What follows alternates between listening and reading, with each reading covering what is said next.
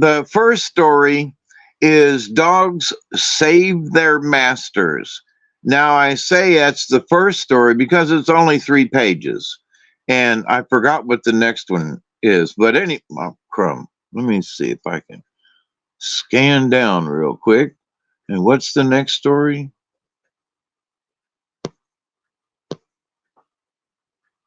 The Deserted Village is the next story, and it's only about 3 or 4 pages long. So we can stop after the first one, or we can go ahead and read the second one. Well, it's up to you. Oh, You just I'm good, but I mean, I just, we're we'll see how the time goes.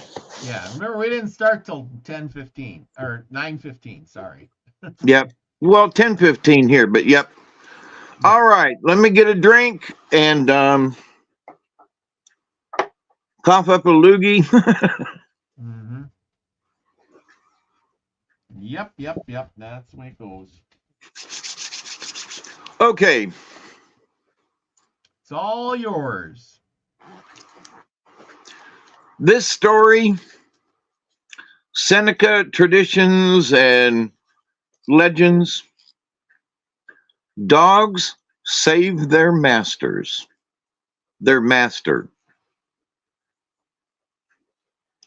There was a Seneca who was very fond of hunting. He had 2 dogs that were so strong that they could kill a bear. One winter, this man started off to hunt. After traveling 2 days, he camped and began to look for game. He hunted many days and killed a great many animals. One night, just as he was going to sleep, the dogs began to bark furiously. Not far from the camp was a large elm tree with the top broken off. The man had thought the tree was hollow, but he had never examined it. One of the dogs now ran in the direction of this tree. The other followed, and by the sound of the barking, the man knew that some creature was in the tree. After a time, one of the dogs came back and said, "My brother, maybe we are going to die tonight. On the tree, there is such a creature as we have never seen before. I will watch it, but mark me with a coal from the end of my mouth to my ear on each side." The man did as the dog asked. Then the dog said, "Now I will go to the tree and my brother can come and be marked." He ran off, and soon the other dog came and was marked. Then the hunter took a torch and went to the tree. On the broken top was a terrible creature. He could see its head and a part of its body. It had long teeth, enormous eyes, and huge claws. The man had never seen any animal so dreadful. As he went back to camp, one of the dogs followed him and said, "We shall be killed, but we will do what we can to save you. You must hurry to the village. Don't take a torch or a bow with you. They'll be in your way. Put on a new pair of moccasins and take a second pair. I'll lick the soles of your feet so you can run fast." The dog licked his master's feet, and then the man put on new moccasins and started for home. He had been running a good while when one of the dogs overtook him and said, "Run faster. The creature has started. It doesn't travel on the ground, but leaps from tree to tree. The only thing I can do is to get between the trees and spring at it as it leaps. When you come to water, stir it up. Make it as muddy as you can, and then drink of the water. We drink of such water. It is better for us." The man soon got thirsty. When he came to a spring, he stirred the water up and then drank what he wanted and went on. He hadn't gone far when the dog came up and said, "There is a hole in your moccasin." The man looked, and sure enough, there was a hole. "Put on new ones," said the dog.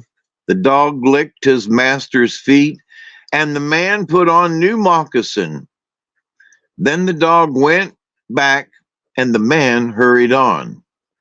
Soon the other dog ran up and said, "The creature is coming very fast. We are afraid it will kill you. My brother will come to you once more, but when he gets back, he will be killed." The dog disappeared. The man listened.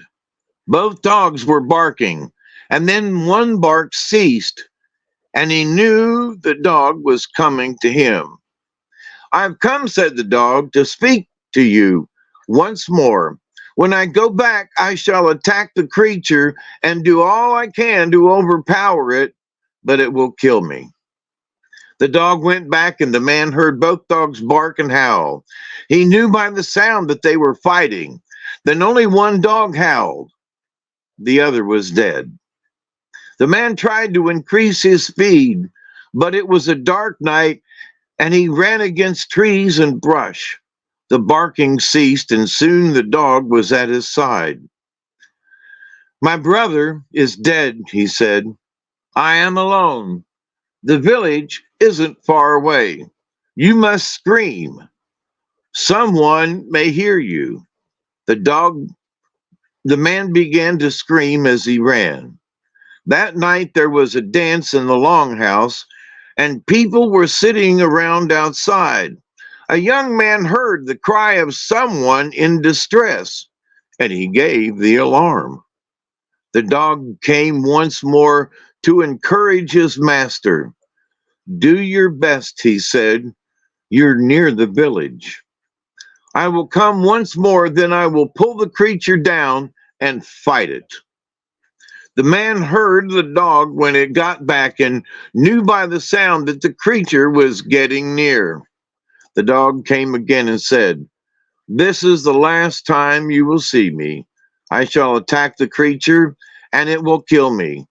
If the people hear your cries, they will come and rescue you. If not, you will be killed." The dog went back. He had only a short distance to go. The man saw torches. His cries had been heard. The dog howled in distress. Then all was silent.